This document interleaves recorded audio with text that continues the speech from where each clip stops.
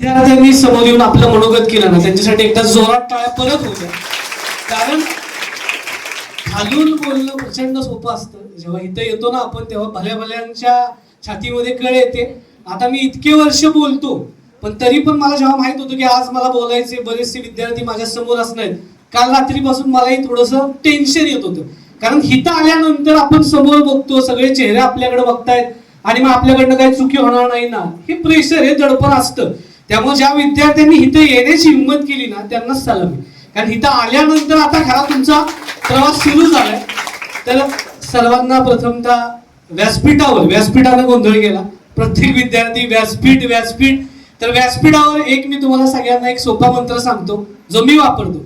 एकच वाक्य म्हणायचं, व्यासपीठावर उपस्थित सर्व मान्यवरांना अभिवादन करतो. बस, जास्त नावं घेत बसायची नाही. कारण व्यासपीठावर बसलेले सगळ्यांना तेवढी मॅच्युरिटी असते की एवढ्या लोकांची नावं घेण्यात बराच वेळ जातो.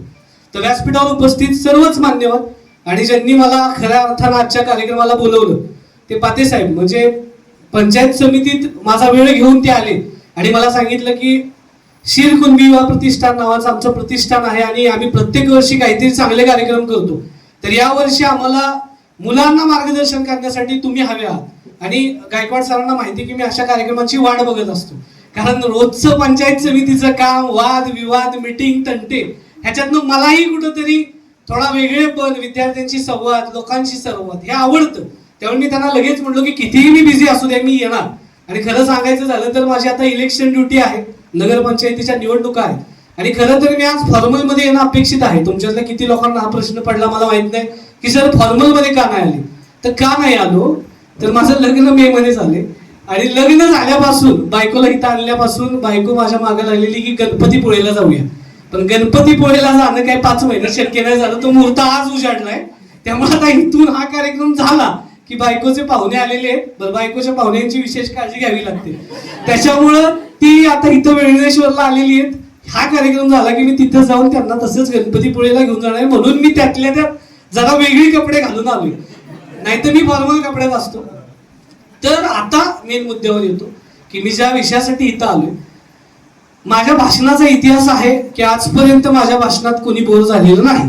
त्यामुळे विद्यार्थ्यांना, पालकांना, सगळ्यांना एवढंच सांगेन की खूप पोट तिडकीनं मी जे काय बोलणार आहे ते ऐका. त्याच्यातून 100% एखादी जरी गोष्ट तुमच्या आयुष्यात कामी आली तरी माझ्या इथं येण्याला आणि ह्या कार्यक्रम भरवण्याला काहीतरी अर्थ राहील. तर पहिलं मी पालकांसाठी एक गोष्ट सांगेन की माझ्या आयुष्यात माझ्या आईनं मला कसं घडवलं. अभ्यासात मी प्रचंड हुशार होतो. मी आहे सातारा जिल्ह्यातील जावली तालुक्यातील एक छोटीशी वाडी, बामणेवाडी नावाची. आमच्या इकडं वाड्या आडनावाच्या नावावर असतात. तर आमच्या गावामध्ये बामणे आडनावाची लोक जास्त असल्यामुळे वाडीचं नाव बामणेवाडी. लोकसंख्या 150. 1ली ते 4थी पर्यंत जिल्हा परिषदेची शाळा. मी अभ्यासात प्रचंड हुशार होतो. लहानपणापासूनच पुस्तक मला आवडायचं. पण तेवढाच अहंकारी होतो. नेहमी उद्धट बोलणार, कुणाचा मान ठेवणार नाही, सगळ्यांशी एका उर्मट भाषेतच बोलणार. लहानपणी माझा तसा स्वभाव होता. तर झालं काय, मी खेळत होतो, नीट ऐका सगळ्यांनी, मी खेळत होतो. खेळता खेळता लपाछपीचा डाव आपण खेळतो. तर मी लपायला एका माणसाच्या घरावर चढलो, कौलांवर. लहान होतो 4थीला. त्या कौलांवर चढलो. आता कौलांवर मी चालताना त्याला घरात आवाज यायला लागला की अरे कुणीतरी कौलावर चालतंय. त्याला वाटलं माकड असेल, म्हणून तो लगेच बाहेर आला नाही. पण मी जास्तच वर खाली करत असताना त्या लक्षात आलं कोणतरी आहे, म्हणून तो बाहेर आला आणि माझ्याकडे बघितलं आणि मला ओरडायला लागला की अरे तुला काय अक्कल आहे का, खाली उतर, ती कौलं फुटतील, ती कौलं किती रुपयाची तुला माहितीये का, असं बोलायला लागला. तर मीही प्रचंड अहंकारी आणि उर्मट स्वभावाचा होतो. मी म्हटलं हा ठीक आहे, जेवढी कौलं फुटतील ना त्याचे पैसे मी देईन. भयंकर अहंकार मला त्या वयात होता. 4थीला होतो मी. आणि हे ऐकून ती बिचारी स्त्री आणि तो माणूस, त्यांना वाईट वाटलं की अरे एक बारकं पोरग आपल्याला असं उद्धट बोलते. तर ते मला जास्त काय बोलले नाही. पण हे किस्सा माझ्या आईने लांबून बघितला होता की आपला पोरगा कुणाच्या तरी घराच्या छतावर चढलाय, चूक त्यानं केलीये पण बोलतोय उद्धट. मी घरी आलो, मला वाटलं काही होणार नाही. माझ्या आईने सांगितलं घरात पाऊल ठेवायचा नाही. मी म्हणलो का बरं, नाही म्हणलं तुझं जे वर्तन होतं ते मी बघितलं. तू अभ्यासात थोडा कमी राहिलास तरी चालेल, पण संस्कार जर तुझ्यात नसतील ना तर असा मुलगा मला नको. कारण एक अहंकारी मुलगा जर विचार मला घातलाय, हे जर मला आता दिसतंय, तुझे गुण दिसतायत, बाळाचे पाय पाळले, हे पुढे जाऊन तू किती उर्मट होशील, अहंकारी होशील, हे दिसतंय. घरात यायचं नाही. मी म्हणलं आता प्रश्न माझ्या समोर उपस्थित राहिला. म्हणलं आता करायचं काय. मी म्हणलं बरं ठीक आहे, मी करू काय जेणेकरून तू मला माफ करशील. मी रडत होतो, 4थीला होतो, लहान होतो, कळत होतं मला की आपलं चुकलंय. आई बोलली जोपर्यंत त्या दोघांची जाऊन माफी मागत नाहीस तोपर्यंत घरात यायचं नाही. आता सगळ्यात जगातलं अवघड काम काय माहितीये? माफी मागणं. तुम्ही भविष्यात मोठ्या लोकांना माहित असेल वाद होतो, त्यानंतर आपल्याला कळतं माझी चुकी आहे, पण आपण पुढे जाऊन त्याच्याशी कसं बोलावं प्रचंड दडपण येतं आपल्या हृदयावर.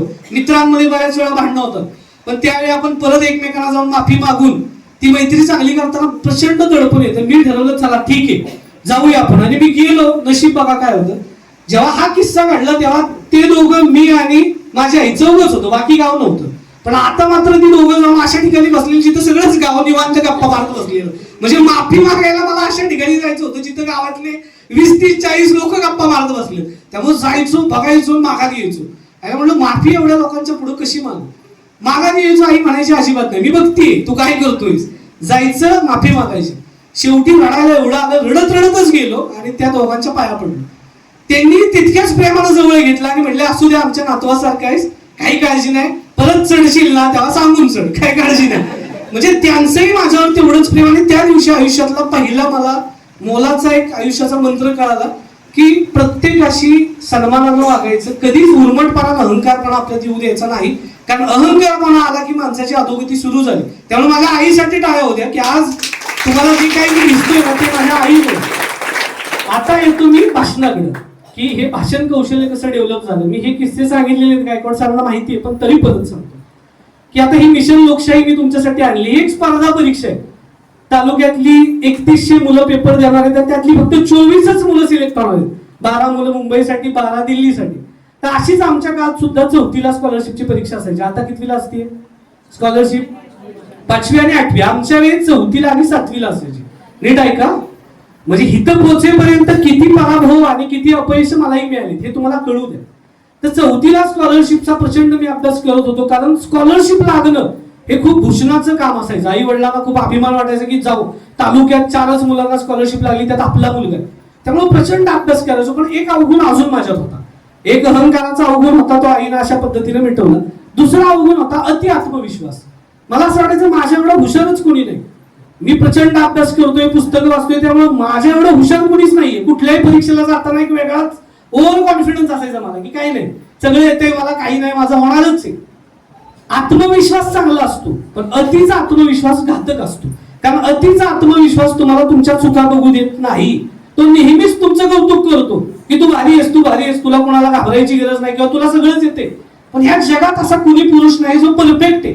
म्हणून आपण स्वतःला आपल्या चुका शोधल्या पाहिजे. तर 4थीला काय झालं, प्रत्येक सराव परीक्षेत मी तालुक्यात पहिला यायचो. एक छोटीशी शाळा, तिथं एकच शिक्षक 1ली ते 4थीला, एकूण 21 विद्यार्थी, आणि तालुक्यात अशा हजारो विद्यार्थ्यांमध्ये सराव परीक्षेत नेहमी पहिला. त्यामुळे अख्ख्या भागात माझी एक चर्चा होती की अरे एक छोटी वाडी आहे, शिक्षक पण तिथे एकच आहे, पण हा विद्यार्थी खूप हुशार आहे. आणि ते माझ्या डोक्यात जायला लागलं की अरे गर्व, की अरे सगळीकडे आपलं कौतुक आहे, सगळेजण म्हणतात की एक तर विद्यार्थी 100% स्कॉलरशिपला लागतोय. हे माझ्या अवतीभोवतीच चालू आहे. त्याचा परिणाम असा झाला की निवांत, जास्त अभ्यास करायचा नाही, का आता माहिती आहे ना आपलं होतंय. आणि परीक्षा झाली. ती परीक्षा झाली, त्या परीक्षेत 300 मार्काचा पेपर होता आणि मला 274 मार्क मिळत होते. आणि प्रत्येक वर्षी मेरिट 260-270 लागायचं. त्यामुळे आमच्या शिक्षकांनी आधीच डिक्लेअर केलं की पहिल्यांदा इतिहासात ह्या वाडीतला मुलगा स्कॉलरशिपला लागतोय. आणि मी त्याच एनर्जीनं निवांत सेलिब्रेशन करतोय. आणि निकालाचा दिवस आला, निकाल लागला, तेव्हा कळलं स्कॉलरशिपच्या यादीत माझं नाव कुठंच नाही. आम्ही शॉक झालो की इतका सगळ्यांना माझ्यावर विश्वास होता, असं काय झालं. तर कळलं मेरिट लागले 276, मला मार्के 274. म्हणजे एक प्रश्न. आणि तो प्रश्न कुठला ते मी मागच्या वेळी सांगितलं की महाराष्ट्राच्या पश्चिमेला कोणता समुद्र आहे. तर तो समुद्र आहे अरबी समुद्र. तो अरबी समुद्र त्यावेळी मला माझी स्कॉलरशिप घालवली. आता मी तो बघायला आलो इथे, रोज बघतो मी अरबी समुद्र.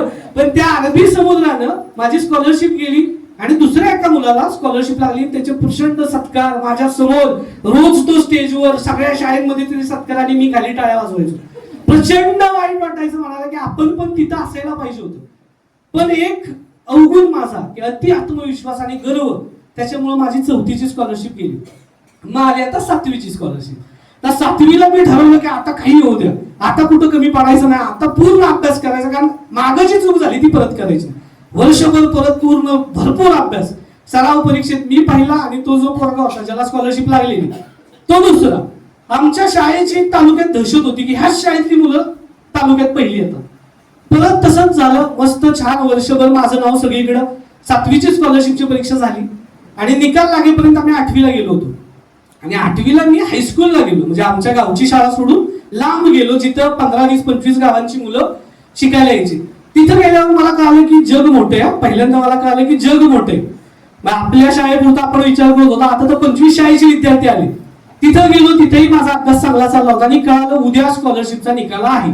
परत धडधड चालू झाली की चला आता. मला माहित होतं स्पर्धा त्या मुलामध्ये माझ्यामध्ये. माझी इच्छा होती आमच्या दोघांचंही व्हावं, कारण तोही तितकाच हुशार, मी तितकाच हुशार. आणि संध्याकाळी बरोबर 4 वाजता शाळा सुटायच्या टायमिंगला कळालं की वालूकच्या शाळेचा, जी माझी शाळा होती, तिथला एक विद्यार्थी स्कॉलरशिप मध्ये लागलाय. हायस्कूलला चर्चा चालू झाली की एकच लागलाय, 2 नाही लागले, एक कोणतरी स्कॉलरशिप मध्ये आलाय. नाव त्याचं कळालं नाही, पण एक आलाय. तर सगळे परत मलाच अभिनंदन, तूच आहे, 100% तूच आहे. आणि मलाही आतून वाटत होतं मी असू शकतो. पण पहिला आधीचा अनुभव होता, त्यामुळे मी ओव्हर कॉन्फिडन्स मध्ये नव्हतो. म्हणलं असू द्या, आपण असू.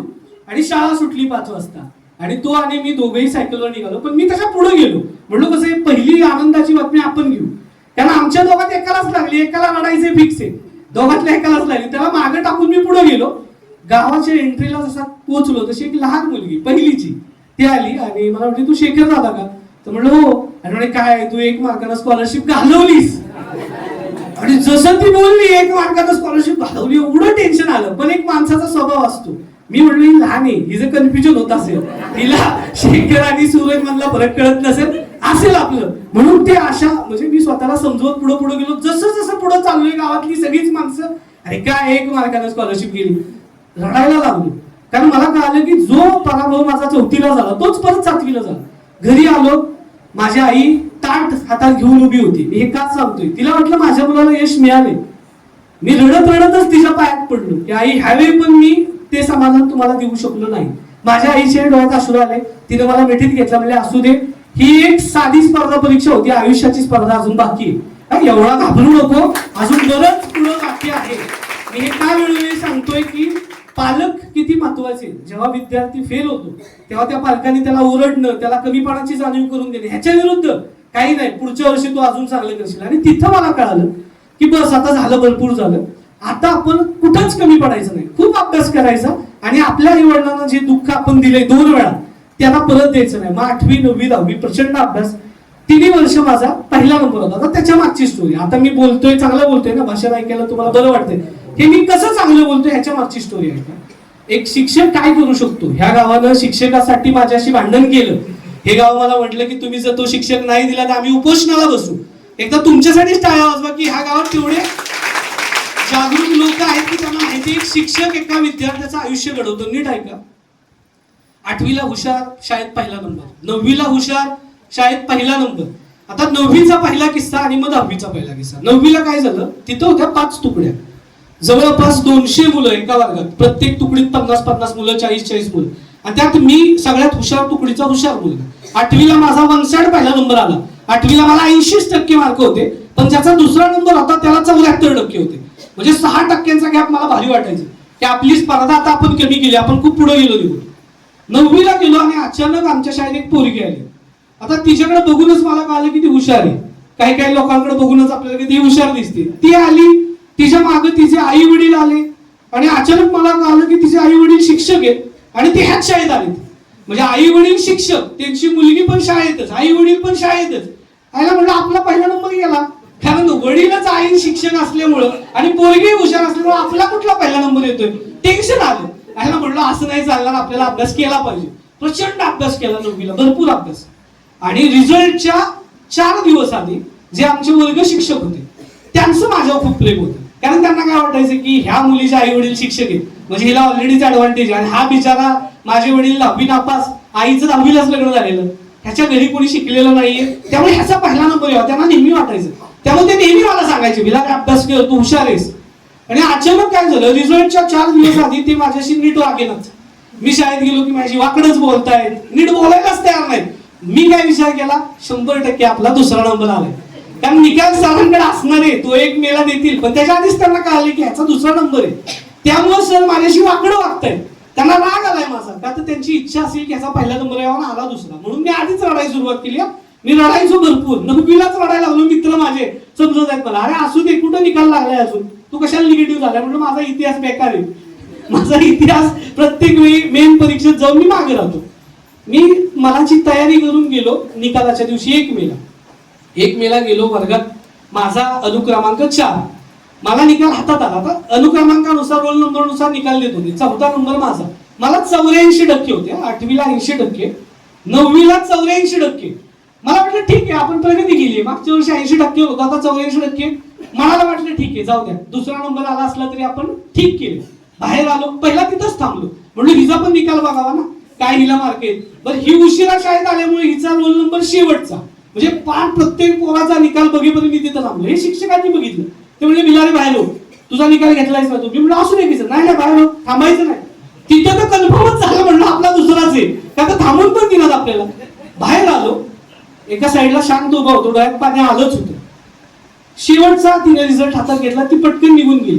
ती निघून गेली, आनंदात निघून गेली. आयला म्हणलं तिच्या चेहऱ्यावर एवढा आनंद आहे जेणेकरून ती पहिली आली.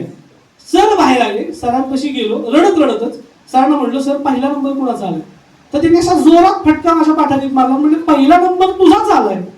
म्हणलं मग असं का तुम्ही वागताय माझ्याशी, कौतुक केलं पाहिजे ना आज माझं. तेव्हा त्यांनी मला आता लक्ष दिलं, ऐका, आयुष्यातला सगळ्यात महत्वाचा मंत्र सांगितलं. म्हणजे बिलारे, मी तुला 1 वर्ष झालं शिकवतो, तुझी पात्रता आहे, तुला 84% मार्क आहे, त्या मुलीला 82% मार्क आहे, तुमच्या दोघांमध्ये 2%चा फरक आहे, पण तुझी पात्रता आहे ना 94%ची.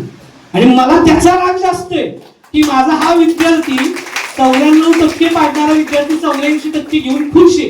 तेव्हा त्यांनी मला एक वाक्य सांगितलं, बिलारे, तू एका तलावात डबक्यात आहेस, तू एका जावली तालुक्यात एका शाळेत शिकतोयस. या जावली तालुक्यातच 50 शाळा आहेत, असे जिल्ह्यात 11 तालुके आहेत, असे राज्यात 355 तालुके आहेत. तिथं तू स्पर्धेला जाणार आहेस. आता तुझा पहिला नंबर आला म्हणून काही वेगळं तुझ्या आयुष्यात होणार नाही, पण जेव्हा तू पुढं खऱ्या स्पर्धेला जाशील तिथं स्पर्धा एवढी मोठी आहे की तू स्पर्धा स्वतःशी कर. हे जे तुला आता 84% मिळाले तू खुश झाला पाहिजे, हे नकोय. तू स्वतःला सांग की तू कुठपर्यंत जाऊ शकतो. घरी जा, त्यांनी मला त्या दिवशी घरी जा, पेपर काढ, तुला तुझे सगळ्या उत्तरपत्रिका मी देतो. बघा शिक्षक किती एखादा आयुष्य बदलवू शकतो.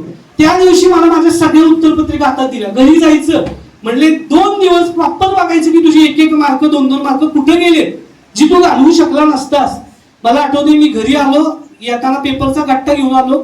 माझ्या आईला वाटलं होतं ह्यावेळी पण असंच झालंय, त्यामुळे आई निवांत होती. आईला सांगितलं पहिला नंबर आलाय.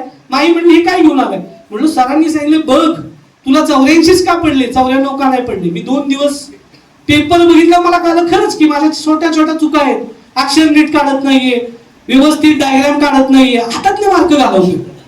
मग 10वीला एवढा अभ्यास केला की 10वीला मी तालुक्यात पहिला आलो आणि 94%च मार्क मागवले. पहिला माझ्या आयुष्यातला हा प्रसंग की एक शिक्षक तुम्हाला कशी आयुष्याला दिशा देऊ शकतो. आता दुसरा प्रसंग, हे भाषण जे मी करतोय ते कुठून आलं, हे जे इतक्या कॉन्फिडन्सने मी आता शेवटची 10-15 मिनिटं झालं बोलतोय ना, अजून पुढे तासभर बोलेन, हे कुठून आलं तर हे नीट ऐका. आता तुमच्यातल्या ज्या 4 मुलांनी भाषण केलं त्यांनी हे जास्त लक्ष देऊन ऐका की 8वी-9वी पर्यंत मी आयुष्यात माईक हातात घेतला नव्हता. 4थी-5वीला वगैरे पाठांतर केलेली भाषणं मलाही म्हणायला लावायची. जा आज कोणाची तरी जयंती बोल, मी पण पाठ करायचो, पटपट बोलून मोकळा व्हायचो, का तर भाषणाला जास्त वेळ स्टेजवर थांबायचं नाही, हे डोक्यात होतं. 8वी-9वी पर्यंत माईक कधी हातात नव्हतं. 10वीला तर दुसरे शिक्षक ज्यांनी आयुष्याला कलाटणी दिली ते शिक्षक शाळेत आले, मुख्याध्यापक म्हणून. आणि ते आल्याने त्यांनी 1 महिना शाळेला बघितलं. ते आमच्या वर्गावर आले नव्हते. आणि 1 महिन्यानंतर बरोबर रयत शिक्षण संस्थेत मी शिकलो. रयत शिक्षण संस्था कुणाची आहे सांगा मला? कर्मवीर भाऊराव पाटलांची. त्या संस्थेत मी 8वी-9वी-10वीला शिकलो. तर त्यांची जयंती होती आणि त्या जयंतीचा मोठा कार्यक्रम करायचा होता आणि त्यांना भाषण करायला विद्यार्थीच सापडलं. अख्ख्या शाळेमध्ये 1000 विद्यार्थी असतील, पण भाषण करायला कुणीच तयार नाही. त्यामुळे ते शेवटला थकून माझ्या वर्गावर आले, कारण मी त्यावेळी 10वीला होतो आणि 10वी पर्यंतची ती शाळा. त्यामुळे त्यांना आशा माझ्याकडनं होती की जो पहिला नंबर आलेला मुलगा आहे 9वीला तो भाषण करेल, म्हणून ते आमच्या वर्गावर आले आणि म्हटले ह्या वर्गातला सगळ्यात हुशार मुलगा कोणी. म्हणून मी उभा राहिलो. म्हटले तू हुशार आहेस का, तुला असं वाटतं का? म्हणलं हो सर, माझा पहिला नंबर आलाय, म्हणजे मी हुशार आहे. तर म्हणले काय बघ, आता कर्मवीर भाऊराव पाटलांची जयंती आली, 1 आठवडा आहे, तुला भाषण करायचंय, भरपूर मोठे मोठे पाहुणे येणार आहेत आणि तुला सगळ्यांपुढे भाषण करायचंय. मी म्हणलो सर जमणार नाही, मी कधीच आजपर्यंत हातात माईक नाही घेतला, मी आता कसं भाषण करू. तेव्हा त्यांनी मला सांगितलं, म्हणे बघ एक लक्षात ठेव, हुशारीची व्याख्या तू खूप छोटी समजलीस. हुशार म्हणजे फोन थांबा, हा फोन सगळ्यांनी सायलेंट ठेवा. तुम्हाला कंटाळा आला ना की मला सांगा, मी थांबतो, ठीक आहे. हुशारीची व्याख्या तू खूप छोटी केलीस. तुला असं वाटतंय की अभ्यासात मार्क पाडले म्हणजे मी हुशार. हे नीट ऐकायचं सगळ्यांनी. हुशार तो असतो जो आयुष्यातलं कुठलंही आव्हान सकारात्मक पद्धतीनं फेस करतो. की हे ठीक आहे, माझ्यासमोर एक चॅलेंज आहे ना, मी करतो. कारण ज्या गोष्टीचे नियम लक्षात ठेवा, ज्या गोष्टीची तुम्हाला सगळ्यात जास्त भीती वाटते ना, तीच गोष्ट तुम्हाला सारखी फिरून फिरून भेटते आणि तुमची अधोगती पण घडवते. त्यामुळे आयुष्यात एक नियम शिकायचा की जी गोष्टीची भीती वाटते ना, ती करून मोकळं व्हायचं, आनंद मिळतो. तुम्ही 4 जण पुढे आला, घाबरत घाबरत का ना तुम्ही भाषण केलं, पण तुमच्यासाठी टाळ्या वाजल्या. ह्याच्यातल्या कितीतरी विद्यार्थ्यांनी त्या टाळ्या वाजवल्या, त्या टाळ्या तुम्ही घेतल्या. ह्या का घेतल्या? कारण तुम्ही तुमची भीती घालून इथं आला. इथं आल्यानंतर सगळ्यांनाच तुमच्याबद्दल एक प्रेम आहे की हे अडखायला नको, छान बोला, आम्ही सगळेजण तुम्हाला मदत करतो. याचा अर्थ हिथं बोलणाऱ्या कुठल्याच माणसाची फजिती कोणाला बघायची नसते. सगळ्यांना काय वाटतं, त्यांना छान बोलावं. त्यामुळे सगळ्यांनी हे शिका की मला घाबरायची काय गरज आहे, जातो स्टेजवर, जमेल तसं बोलतो. तर त्यांनी मला सांगितलं की जर तू हुशार आहेस तर तुला हे करावं लागेल. जर तू स्वतःला हुशार मानतोस तर तुला भाषण करावं लागेल. आणि मी ते चॅलेंज ऍक्सेप्ट केलं. मी काय म्हणलो, हे नीट ऐका. सरांना म्हणलो मला सर भाषण लिहून द्या, मी पाठ करणार. ते म्हणले अरे तू 10वीला आहेस, हे 2री 3री 4थीच्या पोरांना आम्ही लिहून देतो भाषण, तू 10वीला आहेस. तुला मी पुस्तक देणार, तुझं तू वाचायचं. त्या पुस्तकातलं तुला जे जे चांगलं वाटलं कर्मवीरांच्या आयुष्याबद्दल ते तू त्या दिवशी सांगायचं. मला अजून टेन्शन आलं, पण मी ऍक्सेप्ट केलं की ठीक आहे, एक आठवडा आहे माझ्याकडे. त्यांनी मला कर्मवीरांच्या आयुष्यावरचं पुस्तक दिलं. आठवडाभर मी ते वाचलं. तेव्हा मी ठरवलं की मी माझ्या भाषेत मला त्यांच्या आयुष्यातले जे जे प्रसंग चांगले वाटतील ते विद्यार्थ्यांना सांगणार.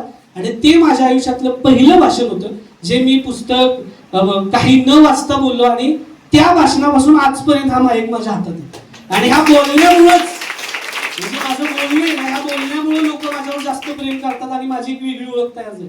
हे कुठून आलं तर ते शिक्षक मला मिळाले ज्यांनी माझ्या डोक्यातली ही भीती घालवली की जा बिंदास बोल, टाळ्या घे, स्वतःसाठी केवढा आनंद वाटतो. तुम्ही एक दिवस कधीतरी इथं या आणि भाषण करा. त्यानंतर जेव्हा तुम्ही बसाल, प्रत्येक जण तुमचं कौतुक करेल, तेव्हा कळेल की अरे ह्या भीतीपेक्षा हा जो आनंद मिळाला तो किती मोठा होता. मी घाबरायची गरजच नव्हती. लोकांना उलट माझं कौतुक आहे. म्हणून हे शिका. तर ह्या 2 शिक्षकांनी माझं असं आयुष्य घडवलं. 10वीला पहिला आलो, 11वी 12वीला एक लक्षात घ्या. आता जो मेन विषय 10वी नंतर काय काही माहित नव्हतं. 2009ला माझी 10वी झाली. तालुक्यात पहिला होतो. डोक्यात एक हवा होती की आपण खूप चांगले आहोत. मग सगळेजण चालले पुढे सायन्सला, तर मीही सायन्सला ऍडमिशन घेतलं. 11वी 12वी साताऱ्यातलं सगळ्यात चांगलं कॉलेज होतं, तिथं ऍडमिशन घेतलं. तिथं गेल्यावर मला कळालं जिल्हा लय मोठा आहे. तालुका कळाला होता, आता जिल्ह्यात गेल्यावर कळालं कितीच पोर आहेत, किती हुशार आहेत. माझा तालुक्यात पहिला नंबर होता, पण जिल्ह्यात माझा 59वा नंबर होता. जेव्हा मेरिट लिस्ट लागली मी म्हणलं आपली 94% 59वा नंबर आहे. माझ्यावर 58 पोर आहेत ज्यांना मार्क आहे. परत जिद्दीनं भेटलो, खूप अभ्यास केला. आणि 12वीला 10वीला मार्क पडतात, 12वीला मार्क पडली तर समजायचं आपण बरोबर चाललोय. 12वीलाही मला 91% मार्क होते. आणि त्या साताराच्या जिल्ह्याच्या ठिकाणाच्या कॉलेजमध्ये मी 7वा क्रमांक मिळवला होता. जिथं मी 59वा होतो तिथून डायरेक्ट 7वर गेलो. प्रगती होती. सीईटीला मला चांगली मार्क होते. पण सांगणारं कुणी नव्हतं की आयुष्यात करायचंय का. मग लक्षात आलं आता 12वीला मार्क चांगली आहेत, सीईटी, मग आता काय करायचं. तर मग सगळ्यात जास्त मेरिट लागतं मेकॅनिकल इंजिनिअरिंगचं. मग मेरिट जास्त लागते म्हणजे ते चांगलं आहे असं डोक्यात कन्सेप्ट. त्यामुळे मी मेकॅनिकल इंजिनिअरिंगला ऍडमिशन घेतलं. आणि कॉलेजमध्ये गेल्यावर मला कळालं ह्या मशीन्स आणि मी, माझं त्यांचं एकमेकांवर प्रेमच होईना. मला अभ्यासात त्या बऱ्या वाटतायत, पुस्तकात मी वाचतोय, पाठ करतोय, मार्क घेतोय, पण प्रत्यक्षात जेव्हा मी मशीन बघतोय मला ते आवडेलच. ती कशी काम करते हे मला जाणून घ्यायची इच्छाच नाही. 1 वर्ष माझं छान, मार्क मला चांगली पडायची कारण मी हुशार होतो. पण मला कळलं हा जॉब आपण आयुष्यभर करायचा आहे, जे आपल्याला आवडेलच झाले. त्या मशीन डिझाईन करणं, त्याच्यात अजून कसं बेटर काय होईल, गाड्या डिझाईन करणं आवडतच नाहीये, काय करायचं आपण. आणि मग मनाला प्रश्न चालू झाले की आता करायचं काय. आपण ऍडमिशन तर घेतलंय, लाख रुपये वर्षाची फी घरचे भरतायत आणि आपल्याला तर मन लागेल ना. आणि त्यावेळी मग मला 3रा गुरु मिळाला. हे 2 शिक्षक 2 गुरु, आता 3रा गुरु ते म्हणजे माझे काका, जे आमच्या जावली तालुक्यातले पहिले इंजिनियर होते. 1984 साली माझे काका सिव्हिल इंजिनियर झाले होते, जे जिल्ह्यातले पहिले इंजिनियर होते. त्यांचा त्यावेळी सत्कार केला होता शिवेंद्र सिंहराजे भोसले, जे त्यांचे वडील, त्यांनी त्यावेळी त्यांची मिरवणूक काढली होती. प्रचंड मोठी असावी, म्हणजे 200-250 कोटीचा वर्षाचा टर्नओव्हर. तर त्यांना मी भेटलो. मी बोललो आता मी इंजिनिअरिंगला ऍडमिशन तर घेतलंय, पण मग आता करू काय? ते बोलले बघ एक लक्षात घे, मी तुला पहिल्यापासून बघतोय की तुला समाजाप्रती काहीतरी करण्याची तुझ्यात बरीचशी भावना आहे. कारण मी लहान वयापासून गावातली सगळी पोरं गोळा करून काहीतरी चांगला, हे जसं तुमचं एक प्रतिष्ठान चांगलं काहीतरी समाजाप्रती काम करते, तसं आम्ही काय कार्यक्रम करता येतील का? तर ते बोलले माझं त्यावेळेचं स्वप्न होतं एमपीएससी यूपीएससी करून अधिकारी व्हायचं. ते मला करता आलं नाही कारण माझी परिस्थिती नव्हती. तर ते तुला बघ आवडतंय का? आणि मग मला कळलं की एमपीएससी यूपीएससी नावाचा काहीतरी प्रकार आहे. आणि मग मी अभ्यासाला सुरुवात केली. आता ऐका, 15ला मी इंजिनियर झालो कारण प्लॅन बी पाहिजे. एमपीएससी यूपीएससी असं क्षेत्र आहे जिथे 100% यश मिळेल ह्याची शाश्वती देता येत नाही, कारण स्पर्धा खूप आहे ना. 9-10 लाख पोरं एका वर्षी परीक्षेला फॉर्म भरतात आणि त्या 9-10 लाख पोरांमधनं 100-200 पोरं फक्त अधिकारी होतात. ह्याचा अर्थ प्रचंड कॉम्पिटिशन. म्हणून इंजिनिअरिंग केली, चांगल्या मार्काने केली आणि 15ला पास आउट झालो की अभ्यासाला सुरुवात केली. पहिला यूपीएससी करत होतो. 16, 17, 18 3 वर्ष यूपीएससीच्या परीक्षा द्यायचो, पूर्व परीक्षा पास व्हायचो. नीट आहे का? तुम्हाला थोडं समजणार नाही पण तरी ऐका. कुठलाही तुम्हाला जर अधिकारी व्हायचंय तर परीक्षा कशी असते लक्षात ठेवा. पहिली पूर्व परीक्षा असते, जी मिशन लोकशाहीला तुम्ही केंद्रावर देताय ना 26 तारखेला, ती तुमची पूर्व परीक्षा आहे. त्याच्यात जी पास होतात ती मुख्य परीक्षेला जातात. तुमची मुख्य परीक्षा तालुक्याला होणार आहे मिशन लोकशाहीची. आणि जी मुख्य परीक्षा पण पास होतात त्यांचं मुलाखत असते आणि त्या मुलाखतीची सगळी मार्क धरून जी मुलं पहिल्या 100-200 मध्ये येतील तेवढीच अधिकारी होतात.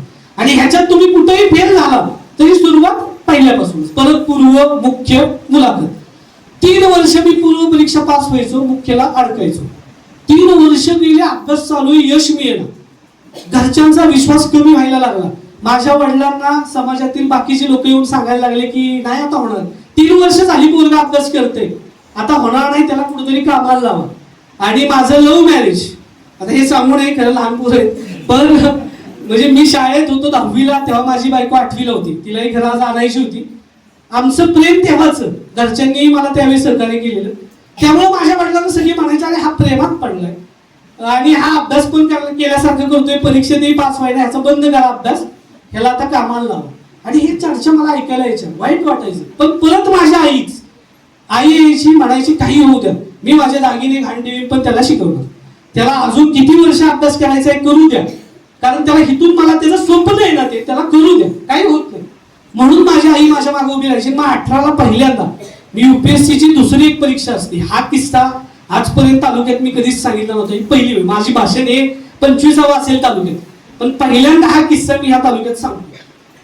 यूपीएससीची सीएपीएफ नावाची एक परीक्षा असते, सेंट्रल आर्म्ड पोलीस फोर्सेस. म्हणजे तुम्ही जवान जे बघता, आर्मीचे जवान बॉर्डरवर जे आपलं संरक्षण करतायत, त्यांचा जो बॉस असतो त्याला असिस्टंट कमांडंट म्हणतात. मग सीआरपीएफ जे नक्षलवादाविरुद्ध काम करते, बीएसएफ जे पाकिस्तान बॉर्डरला आहे, आयटीबीपी जे चायना बॉर्डरला आपलं संरक्षण करते, तर त्याच्यामध्ये असिस्टंट कमांडंट व्हायची मला संधी होती. म्हणून मी त्या वर्षी प्रचंड अभ्यास, यूपीएससीचा अभ्यास बाजूला ठेवला, तो अभ्यास केला. आणि बघा, पूर्व परीक्षा पास, मुख्य परीक्षा पास, आता राहिलेला फक्त फिजिकल आणि मेडिकल. ती आर्मीची गोष्ट आहे ना, म्हणजे तुम्ही फिजिकली फिट पाहिजे. बघा आता हे खूप महत्वाचं आहे, ह्याच्यातून तुम्हाला शिकायला मिळेल. ज्यावेळी निकाल लागला तेव्हा माझं वजन होतं 74 किलो आणि त्या परीक्षेला त्यांनी एक निकष दिला होता की तुमची जेवढी हाईट आहे ना सेंटीमीटर मध्ये, त्याच्यातनं 100 वजा करायचं एवढंच वजन पाहिजे.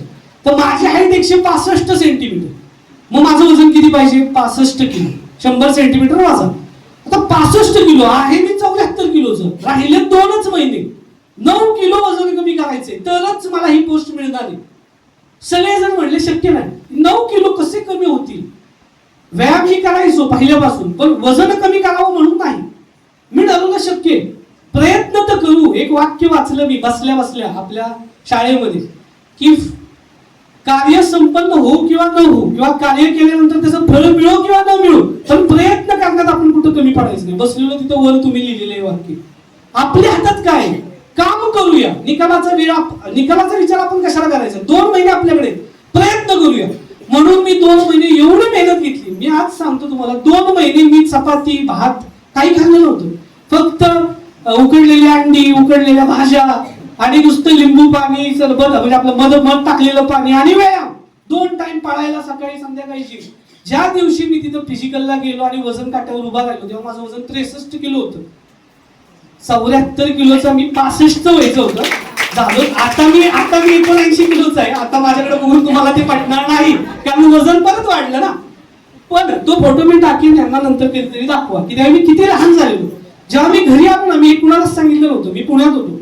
मी घरी आलो, माझी आई माझ्यावर बघून रडायला लागली कारण तिला असं वाटलं आपल्या पोराला काहीतरी झालंय. कारण त्याला बघितलेला 74 किलोचा हा 2 महिन्यानंतर घरी आला 11 किलो वजन कमी, त्याला काहीतरी झालंय. तेव्हा मी सांगितलं काही झालेलं नाही, काहीतरी चांगलं होणार आहे म्हणून मी करतोय.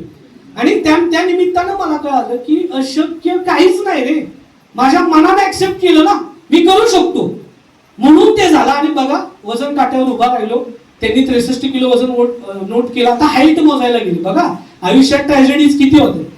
हाईट मोजायला गेले आणि मला हाईट बघितली बाजूला ठेवली, म्हणजे बाजूला बसलं. आणि म्हणून एक एक जण येतोय आणि जातोय निघून, मला का बाजूला बसवले, याचा अर्थ माझ्यात काहीतरी प्रॉब्लेम आहे. वजन ओके, पण जिथं त्यांनी माझी हाईट मोजली तिथं त्यांना काहीतरी प्रॉब्लेम वाटला, मला बाजूला बसवलं. मी मला हवे ना, मी त्यांना विचारलं काय झालं. नाही म्हणजे तुझी हाईट आहे ना 165 सेंटीमीटरला ना 165 सेंटीमीटर लागते, तुझी हाईट 164.9 सेंटीमीटर. एक तांदूळ जेवढा असतो ना तेवढी हाईट तुझी कमी. मी म्हणलो सर त्याला काय होतंय, एवढं काय फरक पडणार आहे. नाही म्हणे हे आर्मीचे रूल आहे, इथं तू त्या हाईट मध्ये बसत नाहीयेस. म्हणलं परत मोजा, म्हणजे आपण 10 वेळा मोजू. त्यांनी व्हिडिओ काढली मला दाखवली, 164.9 सेंटीमीटर. इतकी मेहनत घेतलेली मी, माझं सिलेक्शन झालं जमा होतं. आणि तिथं मी हाईट मुळे रिजेक्ट झालो आणि बाहेर आलो, रडायला लागलो. पहिलं रडायला आलं कारण एवढी मेहनत केलेली. पण त्यावेळी मी वर, म्हणजे मी देवावर विश्वास ठेवतो, मी वर बघितला, मी विचार केला एवढं मी करून पण तुझं मला इथून माघारी पाठवलेस ना, तर ह्याच्यापेक्षा चांगलं माझ्या आयुष्यात काहीतरी होईल. आणि मी तिथंच स्वतःला सांगितलं ठीक आहे, मला कळालं तर ना 2 महिन्यात की अशक्य काय नाही, मी ठरवलं तर काही करू शकतो. परत फेल्युअर आला, घरी आलो, घरचे रडायला लागले, अरे एवढी मेहनत तू केलीस आणि परत हाईट मुळे. मी बोला आई काळजी करू नको, काहीतरी चांगलं होईल, हे नाही झालं ना ह्याच्यापेक्षा चांगलं होईल. असा अभ्यास चालू राहिला. 2020 मध्ये कोरोना आला. अभ्यास माझा युपीएससी वर एमपीएससी वर का शिफ्ट झाला, कारण मी विचार केला आता पोस्ट मिळवायला पाहिजे, युपीएससी वेळ चाललाय. 2020 ला मी कोरोनात घरी आलो. ज्या घरी मी 10 वर्ष अभ्यास केला होता तिथं मला कळालं की कोरोनामध्ये आता कुठं आपल्याला दुसरी जागा नाही, घरीच अभ्यास करायचा. मग मी ठरवलं आपल्या सोबत आपण बाकीच्यांसाठी काही करू शकतो का. माझ्या भागात बरीचशी पोरं पोलीस भरती, आर्मीची भरती, तलाठी परीक्षेचा अभ्यास, पीएसआय परीक्षेचा अभ्यास करणारी बरीचशी पोरं होती. मी विचार केला आमची जिल्हा परिषदेची शाळा बंद आहे, कारण आता पटच नाही ना, आमची शाळा बंद झाली, ती इमारत अशीच मोडकळी झालेली. मी विचार केला तिथं आपण लायब्ररी बनवूया, चांगली साफसफाई करूया, खुर्च्या आणूया, टेबल लावूया आणि भागातली जेवढी पोरं आहे त्या सगळ्यांना इथं बोलूया. त्यांच्या नादानं माझाही अभ्यास होईल आणि माझ्या अभ्यासाचा त्यांना फायदा होईल. आणि अशा मी 20 पोरांची टीम गोळा केली आणि कोरोनात आम्ही अभ्यास चालू केला. आणि त्याचा फायदा असा झाला की माझा अभ्यास जास्त व्हायला लागला. का, कारण मला जबाबदारी होती की ही सगळी पोरं माझ्याकडे बघून अभ्यास करतायत, त्यांचा आदर्श मी आहे, सगळ्याला अवघड परीक्षेचा अभ्यास मी करतोय, तर मग मी आदर्श राहिलं पाहिजे. आणि मला आठवतंय तेव्हा आम्ही सकाळी 4:45 वाजता उठायचो. लक्षात घ्या आयुष्यात यश कधी आलं, जेव्हा माझ्या सवयी बदलल्या. पहिली मला सवय होती रात्री 2 पर्यंत अभ्यास करायची, सकाळी 10ला उठायची. पण जुनी लोक आपल्याला सांगतात सकाळी उठलं पाहिजे, लवकर उठतो त्याला लवकर पूर्ण दिवस मोठा मिळतो. आणि सकाळी जो अभ्यास होतो तो संध्याकाळी होत नाही. आमची आई मला पहिल्या दिवसापासून म्हणायची शेखर ब्रह्ममुहूर्तावर उठ, सकाळी उठ, 4ला उठ, थोडं मेडिटेशन योगा कर आणि मग अभ्यासाला सुरुवात कर. आणि आम्ही ते पाळलं, कारण ही पोलीस भरतीवाली पोरं सकाळी पाळायला उठायची. मला आठवते आमच्या 20 पोरांना माझी आई रोज कॉफी आणून द्यायची सकाळी 4:45 वाजता की कॉफी प्या आणि अभ्यासाला बसा. त्या 1 वर्षात आम्ही एवढी मेहनत केली की आज 20च्या 20 पोरं कुठं ना कुठं महाराष्ट्र शासनाच्या सेवेत. मग जेव्हा मी पहिल्यांदा अधिकारी झालो 2002 जी मुलाखत सरांनी बघितली, तर त्या मुलाखतीच्या वेळी माझा महाराष्ट्रात 41वा क्रमांक आला आणि मला पद मिळालं कक्ष अधिकारी. हे नीट ऐका, कक्ष अधिकारीला इंग्लिशमध्ये सेक्शन ऑफिसर म्हणतात. जी पोस्ट मंत्रालयात असते, जे मंत्रालय दाखवाय मी तुम्हाला घेऊन जाणार आहे, जी तुमच्यातली 4थी 5वीची मुलं सिलेक्ट होतील त्यांना आपण ते मंत्रालय दाखवणार आहे. का, कारण ते मंत्रालय म्हणजे आपल्या देशाचं पॉवर सेंटर आहे, मेंदू आहे, तिथूनच सगळ्या महाराष्ट्राचे निर्णय होतात. तिथं माझा जॉब होता. माझा जॉब इतका छान होता की जे जी आर आपण म्हणतोय हे जी आरला धरून नाही, हे नियमाला धरून नाही, ते नियम बनवण्याचा तो जॉब होता. की महाराष्ट्रावर जे नियम पाळले जातात ते बनवायचे, लोकांच्या बदल्या करायच्या, नवीन नवीन योजना आणायच्या. पण मी ज्या उद्देशाने अभ्यास केला होता, मी गावचा एका छोट्या वाडीतला खेड्यातला मुलगा, माझ्या डोक्यात पहिल्यापासून काय होतं, अभ्यास करायचा आणि गोरगरिबांसाठी समाजासाठी काहीतरी करायचं. आपल्या जॉबच्या निमित्तानं त्यांच्या आयुष्यात चांगलं काय करतंय हे बघायचं. ते कुठंच होत नव्हतं. मी बसायचो टेबलवर, माझ्याबरोबर माझे 10 सहकारी जे माझे ज्युनियर होते आणि आमच्या समोर फायलिंगचा मोठा गट्टा, ह्याची बदली, ह्याचं प्रमोशन, ही योजना आली, ती योजना आली. लोक बघायलाच मिळायचे नाही. बघायला मिळायचे मंत्री आणि मंत्र्यांचे कार्यकर्ते. मी विचार केला मी ज्या उद्देशाने अभ्यास केला होता तो उद्देश कुठं सफल झाला. जॉब मस्ते, आयुष्यभर बदली नाही, आयुष्यभर मंत्रालय. उद्या माझी मुलं झाली त्यांच्या शिक्षणासाठी चांगलं, प्रमोशन खूप चांगले, डेप्युटी सेक्रेटरी पर्यंत प्रमोशन होते, सगळंच चांगले. पण बघा सगळं आपण पैशासाठी करायचं नसतंय आयुष्यात. मी काय केल्यानं मला समाधान मिळणार आहे हे मलाच माहिती ना. म्हणून मी ठरवलं परत अभ्यास करायचा आणि ती पोस्ट मिळवायची ज्या पोस्टवर आपल्याला समाधान मिळेल. परत अभ्यास केला आणि मग महाराष्ट्रात 25वा आलो, 41वा आलो तेव्हा कक्ष अधिकारी झालो. परत अभ्यास करून महाराष्ट्रात 25वा आलो आणि जेव्हा 25वा आलो तेव्हा मला माहित होतं मला बरीचशी पदं मिळत आहेत, जी पदं मुलांना हवी असतात. जीएसटी कमिशनर, आरटीओ ऑफिसर, ज्या पदांमध्ये त्रास कमी आणि प्रगती जास्त. पण माझ्या मनात फिक्स होतं की मला व्हायचे बीडीओच. का? कारण मी ज्या ग्रामीण भागातून आलोय त्याच ग्रामीण भागात मला काम करायला जायचे, लोकांसाठी जितकं करता येईल तेवढं करायचे. म्हणून त्या रँकला मी बीडीओ झालो. त्या रँकला कुणीच बीडीओ पद घेत नाही, कारण बीडीओ पदाला कमी ताप नाही.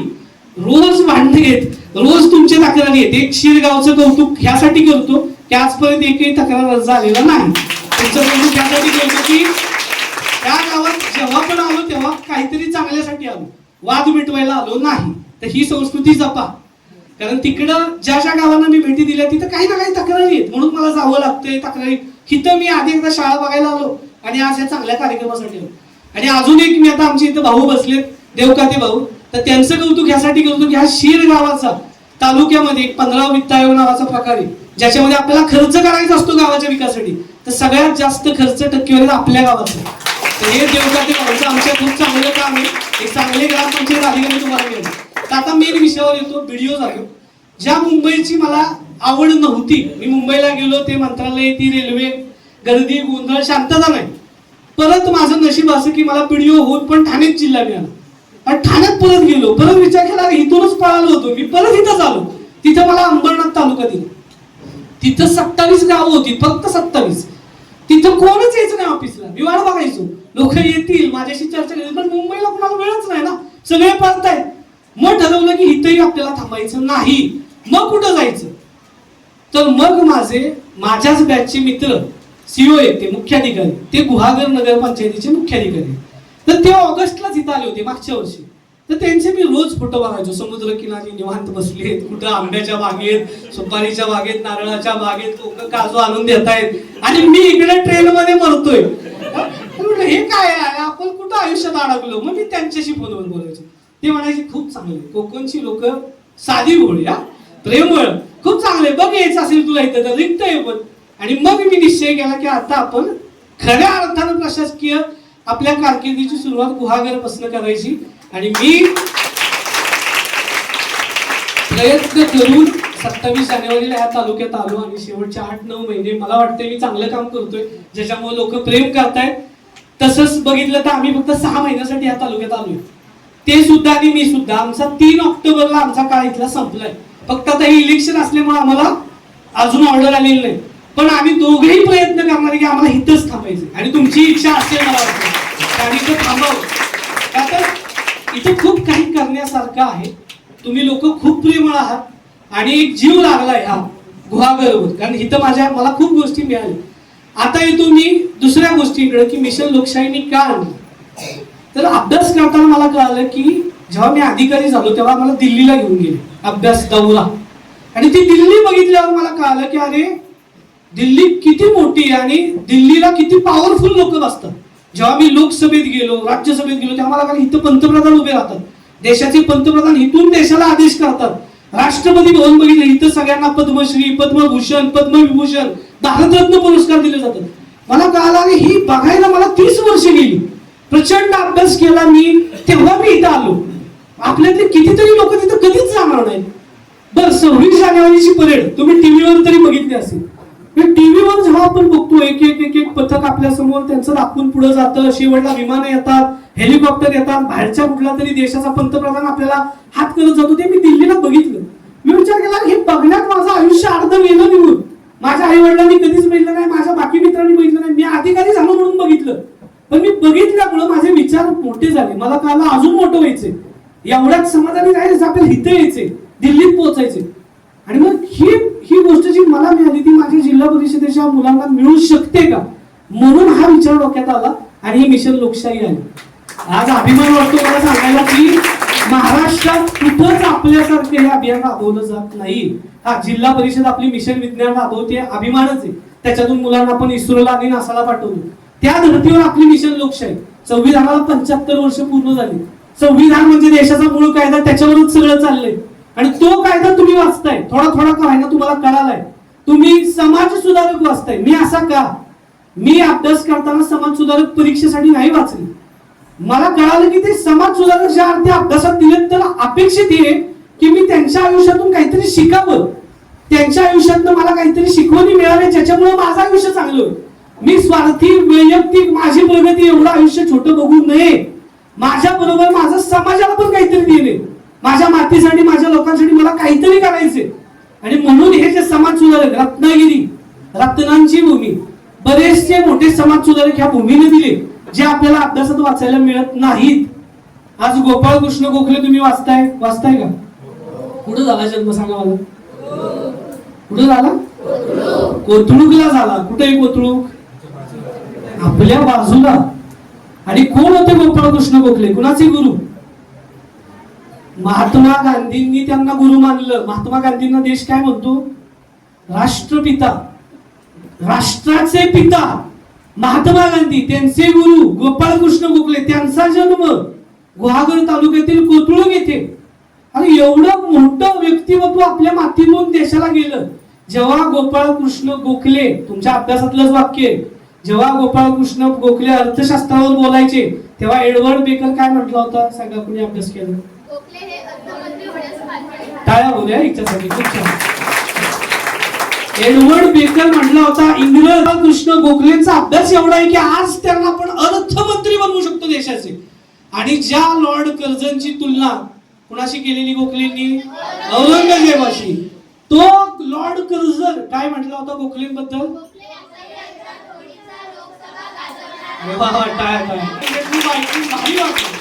की जो लॉर्ड कर्झन जेव्हा त्यानं फाळणी केली, बंगालचे 2 तुकडे केले, तेव्हा त्याची तुलना औरंगजेबाशी केलेली. त्याच म्हणजे बघा ना, हे त्याला वाईट म्हटले आपले गोखले, त्याच्यावर टीका करतायत. पण तो गोखलेंचं कौतुक करताना म्हणतोय की लोक त्यांच्यासारखा वागता बघितला नाही. जेव्हा ते भाषण करायचे तेव्हा लोक आधी अभ्यास करून यायची, कधी काय विचार. संविधानाचे शिल्पकार कोण? कुठं झालाय जन्म? मऊ मध्य प्रदेश. मूळ गाव कुठे आहे? दापोली नाही, मंडणगड. आता आपण बदलून दिलाय. सुरुवातीला दापोली चूक झाली होती, पोचले ना यांच्यापर्यंत. आपण बदललंय, मंडणगड तालुक्यातील आंबडवे गाव. बरोबर ना? आपल्या इथे. पण ते बाबासाहेब आंबेडकर जेव्हा लहान होते, अस्पृश्य समाजात त्यांचा जन्म झाला. शिकायची खूप इच्छा. हे लक्षात घ्या, आपण किती नशीबवान आहोत. वर्गाच्या बाहेर बसायला लागायचं, कारण त्या काळात अस्पृश्यता चालायची. उच्चवर्गीय लोक निम्नवर्गीय लोकांना स्पर्श करायचे नाहीत. ऐकून घ्या, तेव्हा दलित समाजाला इतकी बंधनं होती की त्यांच्या गळ्याला मडकं अडकवलेलं असायचं. मडकं कशासाठी? जेव्हा ते बोलतात, आता मी बोलतोय तर माझी थुंकी उडतीये ना. लोकांचं असं म्हणणं होतं की ह्याची थुंकी उडली तर माती अपवित्र होईल. हे जे मगाशी तुम्ही उल्लेख केला ना, अंधश्रद्धा निर्मूलनासाठी सुद्धा आपलं संस्थान काम करतं. हेच आहे ना. आणि सगळे जन्माला एकसारखे आलोय, दिसतोय एकसारखे. काय जात पात धर्म बघायचे? सगळे समान आहे आपण. चेहऱ्यावरनं कधी कोणाची जात कळली? चेहऱ्यावरनं धर्म कळालाय? शाळेत तुम्हाला माहितीये कोणाची जात कुठली? तुम्ही सगळेजण एका ताटात खाता. अचानक मोठे झाल्यावर आपल्याला जाती कळतात, धर्म कळताना आपणच एकमेकांचे दुश्मन होतो. मग त्या आंबेडकरांनी जातीप्रथा एवढी होती की गळ्याला मडकं आणि कमरेला फांद्या असायच्या झाडाच्या लटकवलेल्या. का? तर चालताना पाय उमटतायत ना मातीवर, माती अपवित्र नको राहिला म्हणून त्या फांद्या त्या पायाचे वर पुसत जात आहेत. एवढी वाईट अवस्था होती. अशा समाजात जन्म झाला. वर्गामध्ये बसून जायचं नाही, वर्गाच्या बाहेर बसायचं. वर्गात आज शिक्षक शिकवतायत, बाहेरून ऐकायचं. शाळेमध्ये पाणी प्यायला सरळ जाऊन प्यायला घेतलं आणि पाणी घेतलं ही पद्धत नाही. अस्पृश्यानं हात लावला तर विटाळ होईल आपल्या लोकांचे समज. म्हणून एक शिपाई, त्या शिपाईला सांगितलेलं जेव्हा बाबासाहेबांना तहान लागते त्यांच्या ग्लासात वरून पाणी ओतायचं. तो शिपाई 2 दिवस आजारी पडला तर 2 दिवस बाबासाहेबांना शाळेत पाणी नाही. असा माणूस आज आपल्या समोर आहे, त्याच्या आपण प्रतिमेला पुष्प अर्पण करतो. हे फक्त आणि फक्त शिक्षणामुळे झाले. त्यांचं वाक्य आहे ना, शिक्षण वाघिणीचं दूध आहे, जो पिल तो गुरगुरल्याशिवाय राहणार. का? त्यांना कळालं होतं की मान कुणाला आहे, जो शिकलाय त्याला. माझं काय ऐकतोय तुम्ही आज? मी कोण आहे? मी आहे एका लांब, इथून 200 किलोमीटर लांब माझं गाव आहे. तुम्ही ऐकतायच कशाला मला? काहीतरी मी ज्ञानामुळं कमवलं आणि ज्याच्याकडे ज्ञान आहे ना त्यालाच समाजामध्ये रिस्पेक्ट. एक लक्षात घ्या, ते ज्ञान कुठून येतं? वाचनातून. हे तुम्हाला मिशन लोकशाही देण्यामागचा माझा उद्देश आहे की तुम्हाला वाचनाची आवड लागावी. तुम्ही गोपाळकृष्ण गोखले वाचताय, कर्मवीर भाऊराव पाटील किती शिकलेले माहिती? 6वी शिकलेल्या माणसाची आज आशिया खंडातली सगळ्यात मोठी शिक्षण संस्था आहे, रयत शिक्षण संस्था. लाखो मुलं शिकलीत माझ्यासारखी, लाखो कुटुंब चाललेत. त्या कर्मवीरांनी 2 वेळा आत्महत्या करण्याचा प्रयत्न केलेला, 2 वेळा. एकदा विहिरीत उडी मारली, विहिरीत पाणीच नव्हतं. बघा, विहिरीत उडी मारली, विहिरीत पाणीच नव्हतं, वाचले. दुसऱ्या वेळी काचा खाल्ल्यावर वकील बिलं, कारण एका खोट्या आरोपात त्यांना जेलमध्ये टाकलेलं. तेव्हाही वाचले. तेव्हा लक्षात आलं की 2 वेळा मारायला गेलो, 2 वेळा देवानं वाचवलं, म्हणजे हा जन्म फुकट नाही घालवायचा, काहीतरी चांगलं करून जायचं. जो स्वतः 6वी शिकला त्याने एवढी मोठी संस्था उभी केली. आणि बघा ते कसे होते. कर्मवीरांची बायको लक्ष्मीबाई, बरोबर बरोबर. लक्ष्मीबाई जेव्हा लग्न करून आलेले तेव्हा बरचसं सोनं घेऊन आलेलं, भरपूर तोळे सोनं त्यांच्याकडे होतं. एक शिक्षण संस्था चालवायची म्हणजे सगळ्या विद्यार्थ्यांना वसतिगृहात राहायची सोय करा, त्यांना जेवायला घाला, म्हणजे खर्च कमी नाही. त्यांनी एक दागिना बायकोचा विकला, ती लंकेची पार्वती झाली. पण त्यांनी एक गोष्ट ऑब्झर्व केली की आपली बायको काय करते, जेव्हा दलितांच्या मुलांना जेवण वाढते ना, ते वाढून झालं की आंघोळ करते आणि मग परत स्वयंपाक करते. त्यांना एवढा राग आला की मी ज्या विचारानं चाललोय की सगळी मुलं माझी, जातपात धर्म बघायचा नाही, भेदभाव करायचा नाही, आणि माझीच बायको जेवण वाढते पण झालं की आंघोळ पिंघोळ करून परत स्वतःसाठी जेवण बनवते, ह्याचा अर्थ ती ते पाळते. गेले हातात गळ्यात मंगळसूत्र होतं, ते हातात धरलं, म्हणलं मी 1 मिनिटात मंगळसूत्र तोडून तुझा माझा संबंध संपवीन. जर तुला माझ्या बरोबर संसार करायचा तर माझ्या विचारांशी समरस होऊन चालावं लागेल. त्या लक्ष्मीबाईंना त्यांची चूक कळाली. त्या बोलल्या ठीक आहे, इथून पुढे अशी चूक होणार नाही. पण वेळ आल्यावर त्याच लक्ष्मीबाईंनी तेच मंगळसूत्र त्या मुलांसाठी गाण देऊन त्यांना जेवायला घातलं. असा वारसा आहे आपल्याकडे. हे शिक्षण आपल्याला फुकट मिळालेलं नाही. हे इथं हा फोटो कुणाचा आहे?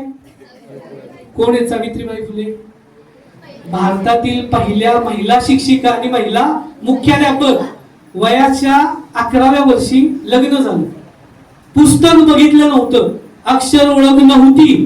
पण ज्योतिबा फुलेंच्या आयुष्यात एक प्रसंग आला. कंटाळा नाही ना आला? ऐकायला चांगलं वाटतंय ना? कारण मी परत परत येणार नाही, त्यामुळे माझं ऐकायला एवढं तुम्हाला ऐकायला तेवढं. ही बायको मला फोन करते पण मी कर्तव्यनिष्ठ माणूस आहे. मी इथं आलोय म्हणजे मी प्रामाणिक, जे मला द्यायचे ते देऊनच जाणार, कारण हे परत परत होईल मला माहित नाही. ज्यावेळी ज्योतिबा फुलेंना कळालं, उच्चवर्णीय त्यांचे मित्र, त्या उच्चवर्णीय मित्रांच्या लग्नात, आता मित्राच्या लग्नात आपण जाणारच ना, तुम्ही एकमेकांच्या लग्नात जाणार आहे, तिथं जाऊन तुम्ही नाचणार आहे, तसे ज्योतिबा फुले नाचायला लागले. हे जेव्हा उच्चवर्णीयांना कळालं की हा कोण आलाय आपल्या लग्नात, त्यांनी बघितलं अरे हा तर माळी जातीचा पोरगा आपल्या लग्नात आलाच कसा. त्याला त्यांनी धक्का देऊन लग्नातनं बाहेर काढलं. तेव्हा ज्योतिबांना कळालं अरे मी तर शिकलोय, मी शिकतोय, ही माझ्या वर्गातील पोरं, तरी माझ्या बरोबर ही परिस्थिती असेल तर माझ्या बाकी न शिकलेल्या जनतेचं काय. म्हणून त्यांनी बघा, एक प्रसंग माणसाचं आयुष्य बदलवतो, तसा हे एक प्रसंग. मग त्यांनी ठरवलं आता काही होऊ द्या, पूर्ण आयुष्य करायचं कशासाठी काम करायचं तर बहुजनांच्या विकासासाठी करायचं. मग ठरवलं मुलींसाठी शाळा काढायची, कारण अर्धी लोकसंख्या मुलींची, मुली शाळेतच जाणार नाहीत तर त्या स्वतःच्या पायावर उभ्या कशा राहणार. त्यावेळी लग्नाचं वय किती होतं माहिती तुम्हाला? 7, 8, 9 वर्षात मुलींची लग्न व्हायची. 7 वर्षाची मुलगी म्हणजे कितवीला असेल ती? पहिली दुसरीला मुलींचं लग्न होत होतं. 10व्या 11व्या वर्षी त्यांना पहिलं बाळ होत होतं. त्यांचं लग्न व्हायचं कोणाशी? जरट विवाह पद्धत. 10 वर्षाची मुलगी, तिचा 45 वर्षाचा नवरा, त्याच्या ऑलरेडी 2 बायका मेलेल्या आहेत. बरं, पुरुषांना पाहिजे एवढी लग्न करण्याची परवानगी होती, पण एखादी स्त्री विधवा झाली तर तिनं विवाह नाही करायचा. आयुष्यभर तिचे केस कापलेले, ती बिचारी आयुष्यभर तडफडणार. आणि अशा लोकांसाठी काम करण्याचं ज्योतिबा फुलेंनी प्रण घेतला. त्यांना कळलं मुलींना शिकवलं पाहिजे. 1 जानेवारी 1848 पुण्यामध्ये भारतातील पहिली मुलींची शाळा काढली. पण त्यांना कळालं मुलींना शिकवायला जर मी गेलो तर पालक पाठवणारच नाही. समाज त्यावेळेचा छोट्या विचारांचा होता ना, की पुरुष स्त्रियांना शिकवणार. मग त्यांना कळलं माझी बायको शिकली पाहिजे. मग त्यांनी सांगितलं तुला शिकावं लागेल. वयाच्या 18व्या 19व्या वर्षी पुस्तक हातात घेतलं. आपण अजून लहान आहात, काही अशक्य नाही. 18व्या 19व्या वर्षी पुस्तक हातात घेतलं. पहिल्या शिक्षिका, पहिला मुख्याध्यापिका आज त्या अजरामर झाले. कधीच त्यांना इतिहास विसरणार नाही. इतिहास त्यांनाच लक्षात ठेवतोय जे काहीतरी चौकटीच्या बाहेर जाऊन करतायत. मग त्यातून ह्याच फुलेंनी 1863 काय स्थापन केलेलं सांगा, आहे तुमच्या नोट्स मध्ये. विधवा हत्या, बाल हत्या प्रतिबंधक गृह. काय प्रथा होती? विधवांना, समाजातले वाईट विचाराची माणसं त्यांचा गैरफायदा घ्यायचे, त्या गरोदर राहायच्या आणि बाळ जन्माला येताना त्यांना चिंता पडायची की आता हे बाळ जन्माला झालं त्याला नाव कोणाचं द्यायचं, याचा सांभाळ कोण करणार, मीच कशी तरी जगतीये, तर माझ्या बरोबर ह्याचा सांभाळ कसा होईल. म्हणून त्या विधवा स्त्रिया बाळ जन्माला आलं की मारून टाकायच्या. बाल हत्या व्हायची त्या काळात. आणि हे फुलेंना कळालं. ज्या फुलेंचं लग्न 1840 ला झालेलं, 23 वर्ष त्यांना अपत्य नव्हतं, त्यांना स्वतःचं मूल नाही. त्यांना कळालं मला एक मूल हवं म्हणून मी देवाला किती वेळा प्रार्थना करतो. आणि इथं स्त्रिया जन्माला आलेलं मूल मारून टाकतायत. स्वतःच्या वाड्यात त्याची बाल हत्या प्रतिबंध गृह सुरू केलं आणि लिहिलं विधवांनो इथे या, तुमचं बाळंतपण सुरक्षितपणे होईल आणि गोपनीयता ठेवली जाईल, तुमच्या बाळाचं पण संगोपन केलं जाईल. आणि अशी तिथं पहिली एक बाई आली. तिचा जो मुलगा जन्माला आला त्याला फुलेंनी स्वतः दत्तक घेतलं. यशवंत फुले त्यांचं नाव. ह्या विचाराची माणसं 150-200 वर्षापूर्वी होती. आपण प्रगत आहोत का? आपण खरंच पुढे आलोय का? अजून पण जात बघून आपण लग्न करतोय. अजूनही आंतरजातीय विवाहाचं प्रमाण कमी आहे. कारण आम्हाला असं वाटतंय की जात म्हणजे जातच आहे, जातीच्या बाहेर जायचं नाही. कुठल्या गोष्टींमध्ये अडकलोय आपण. गोपाळ गणेश आगरकर, करते समाज सुधारक, जिवंतपणे प्रेत यात्रा काढली होती लोकांनी. त्यावेळी ते महिलांना म्हणायचे शिका, तुम्ही साड्या घालत बसू नका, साड्या घालण्यात बराच वेळ जातो, जॅकेट घाला, वेळ वाचेल तुमचा. अशा विचारांची लोक होते. सती प्रथा माहिती? सती प्रथा काय होती?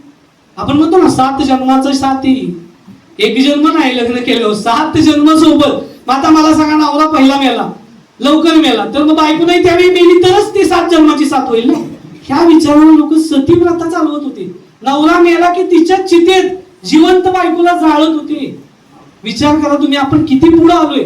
आणि मग ह्या लोकांनी त्यासाठी किती मोठं योगदान दिलं हे विसरून चालणार नाही. अजून एक उदाहरण देतो जे मी नेहमी देतो, सर्वांना माहिती. रखमाबाई राऊत आणि आनंदीबाई गोपाळ जोशी. आनंदीबाई गोपाळ जोशी नाव ऐकले का? कोण आहेत सांगा? हा मग बरोबर सांगते. कोण सांगते? भारतातील पहिल्या महिला डॉक्टर. ऐका, मी खूप पोटतिडकीनं सांगतोय, ह्या सुट्टीचा दिवस आहे आज. तसा विचार केला तर मला कारण सांगून न यायला खूप स्कोप होता. आज भरपूर लग्न आहेत, भरपूर काम आहेत, बायकोचे नातेवाईक आलेत, पण तरी पण मी आलोय. म्हणजे मी एकच गोष्ट तुमच्याकडनं अपेक्षा ठेवतोय की ऐका. कंटाळा आला असेल तुम्ही बाहेर जा, काही प्रॉब्लेम, पण ऐका. कारण काहीतरी पोटतिडकीनं वेगळं सांगतोय, रोजचं तुमचं आहेच की. आनंदी गोपाळ जोशी आणि रखमाबाई राव 2 उदाहरणं देणार ही मुलांसाठी. आपण उद्या कुणाशी तरी लग्न करणार आहोत, आपल्याला कसा नवरा व्हायचंय आणि कसा नवरा व्हायचा नाही ह्याची 2 उदाहरणं आहेत. हा लक्ष द्या मुलांना. आणि मुलींनी सुद्धा हे ऐकून घ्यायचं की आपण एखाद्या पुरुषाबरोबर लग्न करताना काय विचार केला पाहिजे. पहिलं उदाहरण आनंदी गोपाळ जोशी. आनंदीबाई जोशींचं लग्न जेव्हा गोपाळरावांवर ठरलं, पिक्चर आहे त्यांच्यावर आलेला, कुणी बघितलंय तुमच्यात? आनंदी गोपाळ जोशी आता 2-3-4 वर्षापूर्वी पिक्चर आलेला, एकदा विद्यार्थ्यांना दाखवा सगळ्या. गोपाळरावांची पहिली पत्नीचं निधन झालं होतं. तर त्यांचा हट्ट होता की मी विधवेशीच लग्न करणार. कारण माझंही आता माझं पहिलं लग्न झालेलं, माझी बायको मेली, तर मी विधवेशीच लग्न करावं. पण त्यावेळी त्यांना आनंदीबाईंचं स्थळ आलं. तर त्यांनी अट काय ठेवली, माझी बायको शिकणार असेल तरच मी लग्न करीन. जर ती म्हणेल मी शिकणार नाही, घरचंच काम करीन, तर मी लग्नच करणार नाही. ह्या अटीवर त्यांनी लग्न केलं. नवरा कसा असावा बघा, बायकोला पुढे घेऊन जाणारा, बायकोला यशाच्या शिखरावर नेणारा नवरा पाहिजे. तिला हे म्हणणार नवरा नकोय की घरात बस फक्त संसार कर. त्या आनंदीबाई जोशींचा अभ्यासात मनच लागायचं नाही. पण नवऱ्याचा एकदम स्ट्रिक्ट स्वभाव, वेळ प्रसंगी बायकोवर हातही उचलला, अभ्यास करत नाही म्हणून. कारण त्यांचं स्वप्न होतं जेव्हा त्या आनंदीबाई गरोदर राहिल्या आणि डॉक्टरकडे गेल्या तर त्यावेळीचे डॉक्टर पुरुष असायचे. आता पुरुष डॉक्टरला महिला स्वतःचे प्रॉब्लेम सांगू शकत नाही. त्यांना कळालं की आपल्या देशात महिला डॉक्टर नाही, महिलेचे प्रॉब्लेम महिला स्वतः व्यवस्थित सांगू शकते. पुरुषाला कसं सांगणार? पुरुष जेव्हा हात लावतोय तेव्हा बरोबर वाटत नाही. आणि त्यावेळी त्यांना थोडं कमी ज्ञान असल्यामुळे त्यांचं पहिलं बाळ वारलं. आणि तिथं त्यांनी ठरवलं की माझं बाळ वारलं, अज्ञानामुळे माझं बाळ वारलं, तर आता मी डॉक्टरच बनणार, नुसती शिकणार नाही तर पहिली महिला डॉक्टर बनणार. आणि इथली हजारो बाळं जी मरू शकत होती त्यांना वाचवणार. त्यांना इथं अभ्यासाला जाती प्रथा एवढी होती की अभ्यासाला एंट्री मिळत नव्हती. इंग्रजच लोक शाळा त्यांच्या एवढे प्रयत्न केले. तुम्ही पिक्चर बघा, त्या अमेरिकेत गेल्या शेवटी शिकायला. नवऱ्यापासून लांब 3 वर्ष राहिल्या. अमेरिकेमध्ये प्रचंड थंडी असते, तिथं त्यांना खायला व्यवस्थित मिळत नव्हतं, पण अभ्यास केला. आणि त्या अभ्यासाच्या नादात त्यांची प्रकृती एवढी खराब झाली की ज्या दिवशी त्या डॉक्टर झाल्या तेव्हाच त्यांना आजारानं ग्रासलं होतं. त्या भारतात आल्या आणि त्यानंतर काही 4-5 महिनेच त्या जगू शकल्या, पण त्या अमर झाल्या. आजही आपण त्यांचं नाव का घेतोय? कारण भारतातील पहिल्या महिला डॉक्टर. टाळ्या होऊ द्या एकदा आपल्या कोकणातल्या. आता हा एक चांगल्या नवऱ्याचं उदाहरण. आता दुसरी, भारतातील दुसरी महिला डॉक्टर कोण? रखमाबाई राऊत. बघा आता ही स्टोरी उलटी. रखमाबाई राऊत त्यांच्या आईचा जो नवरा होता, म्हणजे त्यांचे वडील वारले, मग आईने निर्णय घेतला मी दुसरा विवाह करणार. त्यांनी जो विवाह केला तो कुणाशी केला?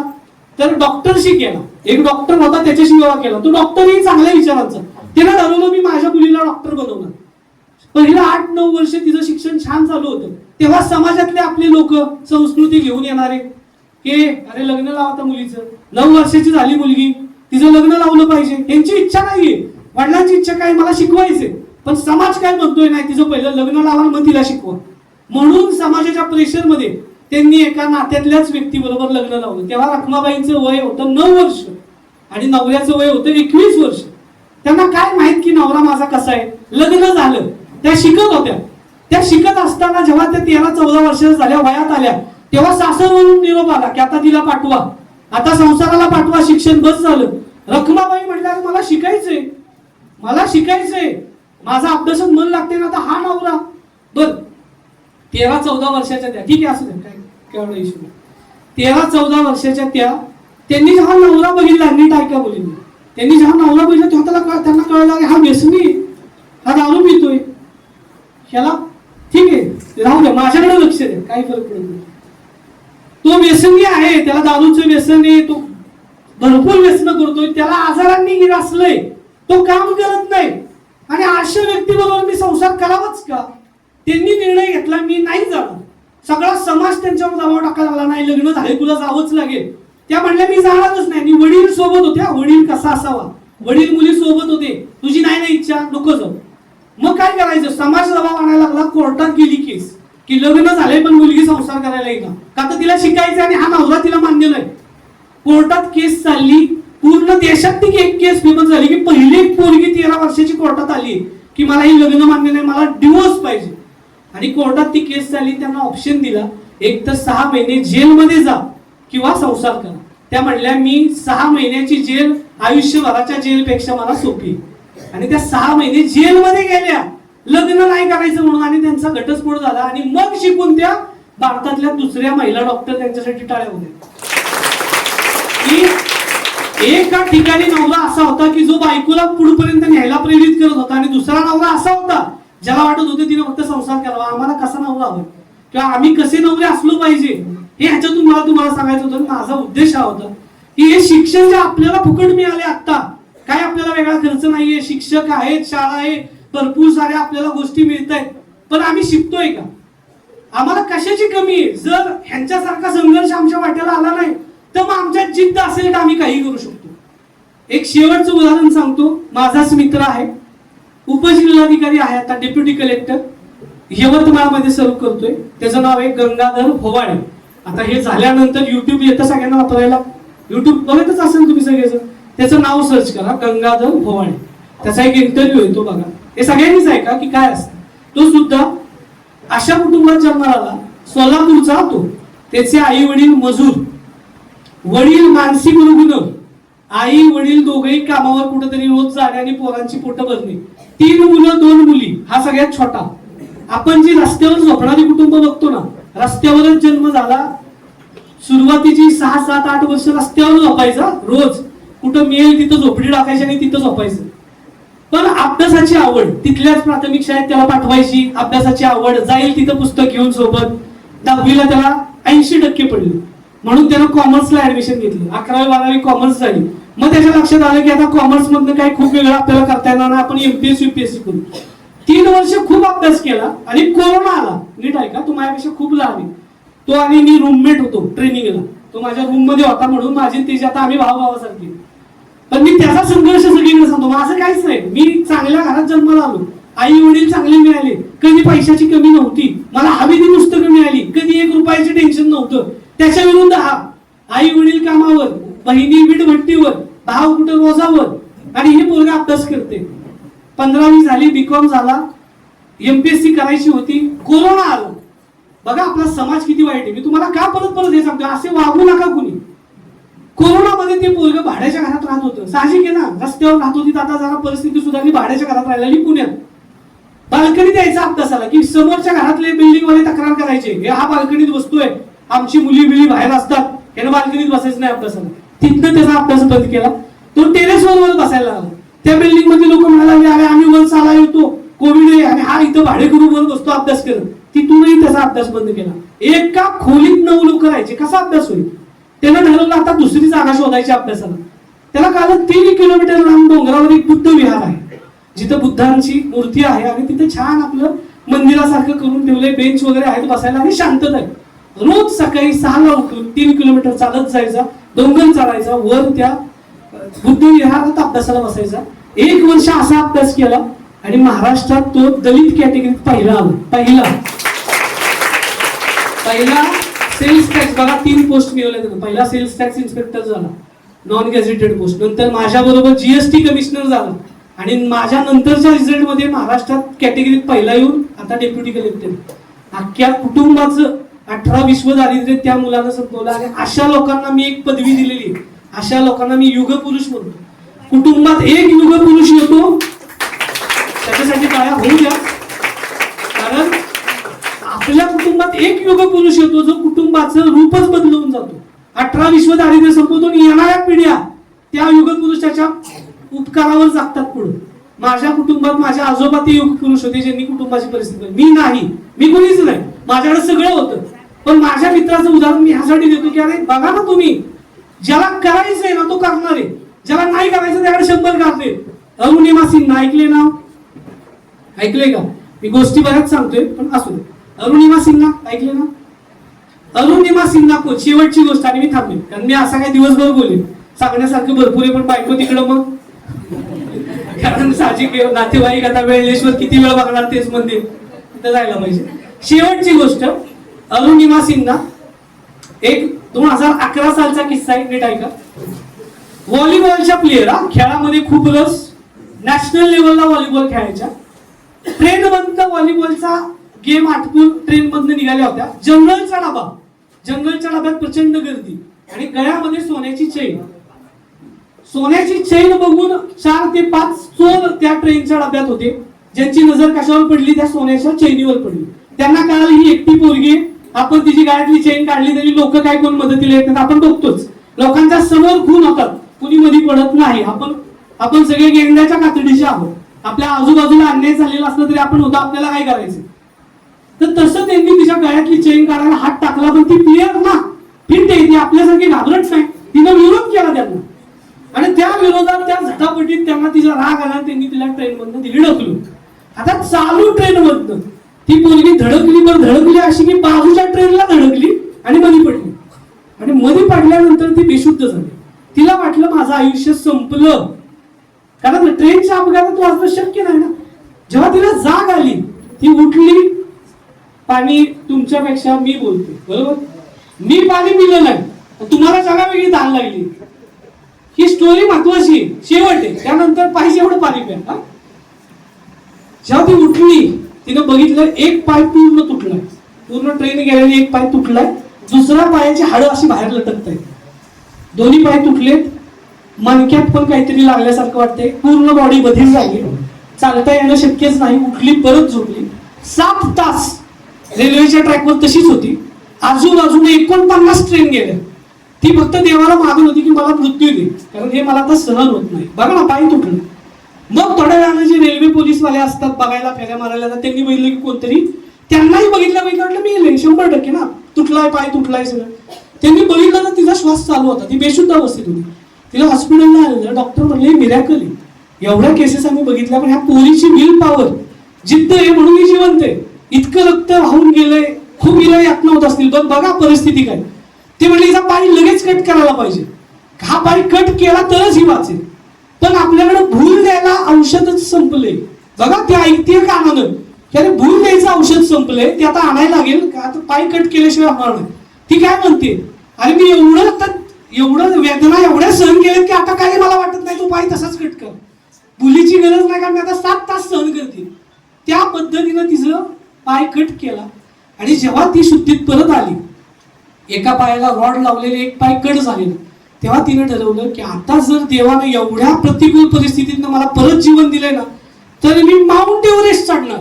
माउंट एव्हरेस्ट म्हणजे जगातला सर्वात उंच पर्वत, 8,848 मीटर, 9 किलोमीटर उंच पर्वत आहे. आपण 9 किलोमीटर चालत जायला दमू. डोंगर आपले 200, 300, 400 मीटरचे नसतात, जे चढताना आपल्याला दम लागतो. 8-9 किलोमीटरचा डोंगर, जिथं आतापर्यंत हजारो माणसं मेले, त्यांच्या बॉड्या तशाच दिसतात बर्फात. जी माउंट एव्हरेस्ट, तिनं ठरवलं आता माउंट एव्हरेस्टच चढणार. कारण तिनं सांगितलं की तुमच्या मनानं जर मान्य केलं ना तुम्ही हे करू शकता, तर तुम्ही आज नव्हते ते करणारच आहे. आणि मग तिनं बचेंद्री पाल नावाच्या भारतातल्या पहिल्या महिला, 1984 साली त्यांनी पहिल्यांदा माउंट एव्हरेस्ट सर केलेला. त्यांनी जाऊन भेटलं की मला पाय एक प्लास्टिकचा लावलाय, एका पायात रॉड आहेत, पण मला माउंट एव्हरेस्ट चढायचं. तेव्हा त्या बचेंद्री पाल त्यांच्या पाठीवर हात ठेवून म्हणतात, तू अर्धी लढाई जिंकलेली आहेस, तुझ्या मनानं मान्य केलंय ना, आता मी आहे तुझ्यासोबत. आणि बघा, एप्रिल 2011 त्यांचा हा ऍक्सिडेंट झाला. मे 2013 त्या माउंट एव्हरेस्टच्या शिखरावर होता. आपलं आयुष्य गेलं असतं त्या दुखण्याचं हे करण्यात की मला आता माझा पाय चालत नाही, आता मी काय करू, आता मी बसून राहतो दिवसभर. 2 वर्षात जगातल्या सर्वात उंच शिखरावर होते. त्यांचा पण इंटरव्ह्यू बघा, अरुणिमा सिन्हा युट्यूबला सर्च करा, त्यांनी अख्खा प्रवास सांगितलाय. त्या माउंट एव्हरेस्टच्या प्रवासात पण त्या किती वेळा मारता वाचल्या. शेवटचं सांगतो, जेव्हा माउंट एव्हरेस्टच्या शिखरावर माणूस जातो ना, ऑक्सिजन नसतो तिथं, श्वास घ्यायला त्रास होतो, ऑक्सिजनचे सिलेंडर असतात, त्यांचा ऑक्सिजन संपला. त्यांच्याबरोबर शेर्पा एक असतो नेपाळचा, ती लोक रोज जात असतात, त्यामुळे त्यांची प्रॅक्टिस असते, ती यांच्या सोबत असतात. तो शेर्पा म्हणला तुझा ऑक्सिजन संपला, तुला सोडून मलाही जावं लागणार, कारण तुझ्यासाठी मी थांबलो तर मी पण मरेन. त्या म्हणतात ठीक आहे, माझ्या आयुष्यातलं स्वप्न मी पूर्ण केले. त्यांची व्हिडिओ युट्यूबला आहे माउंट एव्हरेस्टवरची, बघा. आता मेले तरी चालेल, पण देव पण बघा, ज्याच्याकडे जिद्द आहे ना, देव कसं सहकार्य करतो. तर इंग्लंड मधला एक जण माउंट एव्हरेस्ट चढणारा, त्याकडे 2 ऑक्सिजनचे सिलेंडर होते आणि त्याला ते वजन सहन होत नव्हतं, म्हणून त्याने 1 ऑक्सिजनचा सिलेंडर त्यांच्या समोर टाकला की हे तुम्हाला घ्या, आणि तो ऑक्सिजनचा सिलेंडर लावून त्या खाली उतरला. म्हणजे जिद्द असेल ना, तर देव सुद्धा तुम्हाला वेळोवेळी मार्ग दाखवतो. त्याच्यामुळे एवढंच शिका. बरंचसं बोलण्यासारखं भरपूर उदाहरण आहे. आणि हे कशामुळे, शेवट सांगतो, वाचन. रोज वाचतोय, तुम्हाला भेटायला यायचंय तर काल वाचलंय 3 तास. वाचल्याशिवाय काय कुठून वेगळी बुद्धी येत नाही तुम्हाला सांगायला. वाचलं, ऐकलं म्हणून सांगू शकलो, तुम्ही टाळ्या माझ्यासाठी 15 वेळा वाजवलं. मला अपेक्षित हे तुमच्याकडे, हे आजच्या माझ्या एवढ्या सेशन मध्ये एवढंच घ्या की हे काहीतरी असं आयुष्यात करून दाखवा. तुम्ही कुठल्याही एका क्षेत्रात खूप मेहनत घ्या, तुमच्या एवढा यशस्वी कुणीच नसेल. ह्या आत्ताच्या जगात मुलांनो यशस्वी होणं खूप सोपं आहे. आता मोबाईलमुळे आपण एवढी सगळे डिस्ट्रॅक्ट आहोत, घरी गेलो की मोबाईल, टीव्ही, बाकीच्या गोष्टींमुळे अभ्यासाकडे दुर्लक्ष आहे. अशा काळात जर कुणी मनापासून अभ्यास केला तर तो लवकर यशस्वी होईल. पहिलं तसं नव्हतं. पहिलं तुमच्या काळात, आमच्या काळात काही नव्हतं. सगळ्यांना परिस्थितीची जाणीव होती, प्रत्येक जण मेहनत करत होता. आता तुम्हाला सगळं मिळतंय, तुमच्यामध्ये ती आग येणार कुठून आहे. म्हणून ह्याच वयात स्वतःला सांगा, मला काहीतरी असं करायचंय ज्याचा माझ्या आई वडिलांना अभिमान वाटेल. शेवटचं वाक्य सांगतो, ज्या वडिलांची मला नेहमी भीती वाटायची.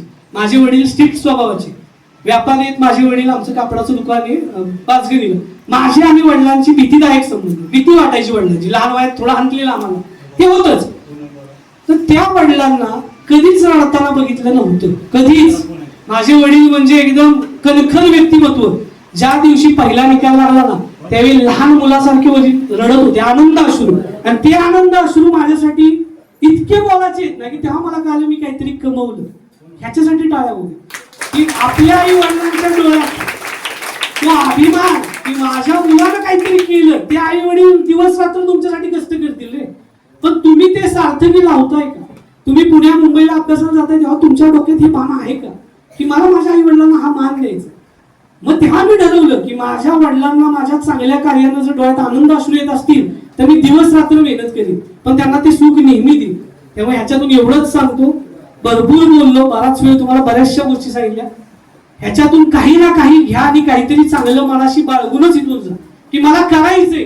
तुम्ही ठरवा करायचे, मार्ग 100 निघतील, कारण करणाऱ्याला देव साथ देतोच. लोक सगळी तुमच्या सोबत आहेत, पण पहिलं ठरवा काय करायचं. मी UPSC MPSC केली म्हणून तुम्ही कराच असं नाही, तुम्ही वेगळं काही करा.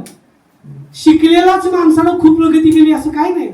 जिद्दी माणसांनी खूप मोठा इतिहास घडवलाय. छत्रपतींबद्दल शेवटचं फक्त सांगता कारण एवढे फोटोंबद्दल बोललो मी. छत्रपती शिवाजी महाराज राहिले. कितव्या वर्षी वयाच्या पहिला किल्ला जिंकला सांगा? आपल्या सिलेबस मध्ये आहे छत्रपती शिवाजी महाराज. कोणत्या साली तोरणा किल्ला जिंकला सांगा? 1646. वय किती? 16 वर्ष. किती वय? अरे 16व्या वर्षी नाही, हा तोरणा किल्ला 16व्या वर्षी जिंकला आणि 15व्या वर्षी रायरेश्वरला सवंगड्यांसोबत शपथ घेतली की मी कुणाची जहागिरी चाकरी करत बसणार नाही, मी स्वतःच हिंदवी स्वराज्य स्थापन करणार. ह्याच्यातून शिका की जर निश्चय केलाय आणि मनानं मानलंय ना तर ते स्वप्न पूर्ण होणारच. आणि केलं ना. आज आपण आराध्य दैवत आहे महाराष्ट्राचं. आपण सगळे नशिबाने की ह्या भूमीत शिवरायांची पाय लागलेत. मग हे शिका. हे सगळा अभ्यास तुम्हाला मी फक्त त्यांचे साल आणि त्यांचं गाव हे पाठ करायसाठी दिलेला नाही.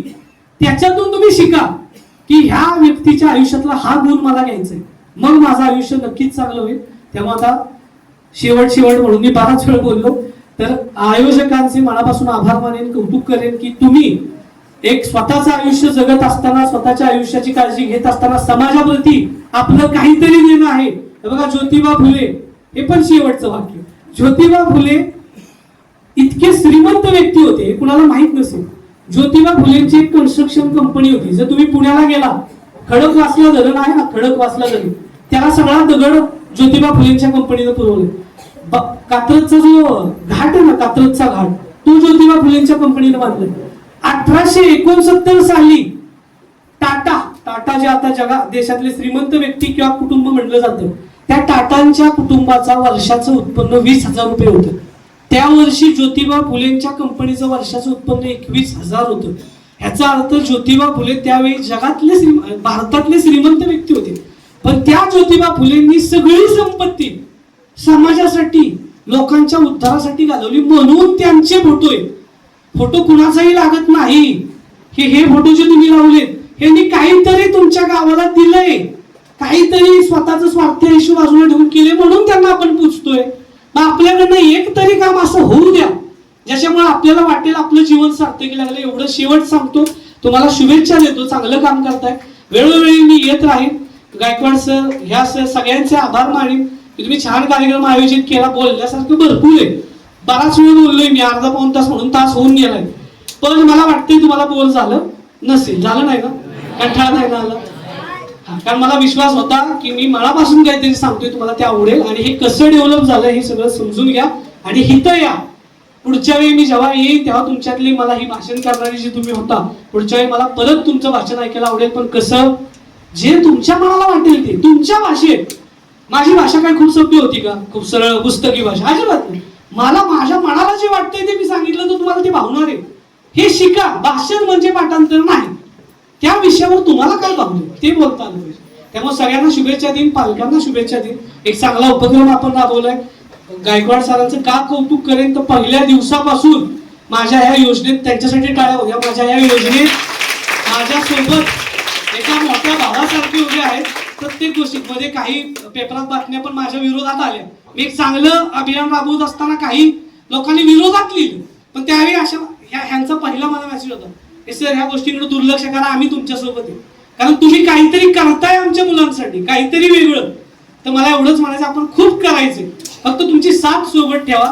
ह्या गावाकडनं मला मुख्यमंत्री समृद्ध पंचायत राज अभियान माहिती तुम्हाला आता चालू आहे. ह्या गावाची मला अपेक्षा आहे. आदर्श गाव आहे. देवकाते भाऊ चांगले ग्रामपंचायत अधिकारी मिळाल्यात. सगळे मिळून महिना दीड महिना भरपूर काम करा. तालुक्यात, जिल्ह्यात आपल्या गावाचं नाव होऊ द्या. ह्या शुभेच्छा देतो. आणि सगळ्यांचे परत आभार मानतो. बराच वेळ तुम्ही घेतला माझा, म्हणजे मी तुमचा घेतला, ऐकलं तुम्ही माझं, त्याबद्दल सगळ्यांचे मनापासून आभार मानतो आणि थांबतो. जय हिंद.